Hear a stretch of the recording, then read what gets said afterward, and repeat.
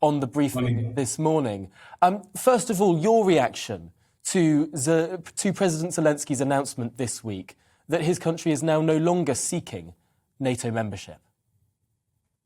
Well, I think it was to be expected, and he's basically giving away to Putin something that he knows he was never going to get, or at least within a reasonable time frame.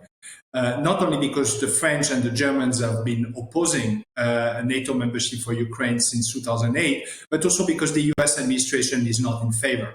So in a way, he's making a compromise on something that he was not going to get.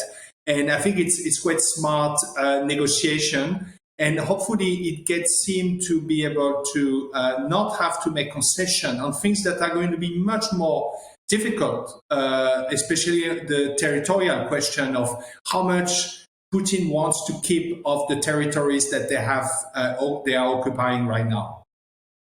Now, in the West, NATO is seen as a defensive alliance, the core principle of which is that an attack on one is an attack on all. This is about collective defence. But some people don't see it as that. President Putin sees it as some sort of expansionary offensive alliance. How does he see it like that? What is his train of thought there as to why he sees NATO as something that's more of a threat than a defence? I think it is very convenient for him to see and present NATO as a threat and to present Russia as encircled by NATO and the West. Whilst actually, if you look at the past, let's say 20 years, it's the other way around, where Russia, actually, Putin's Russia has been expanding in a way that obviously is deeply problematic by breaking international law, occupying neighbors' territories, and waging war.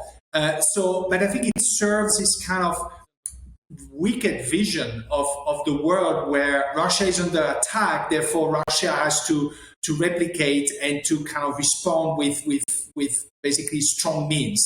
So I do think it's a convenient, twisted version of history and of the present, which allows Putin to kind of pursue his greater Russia vision.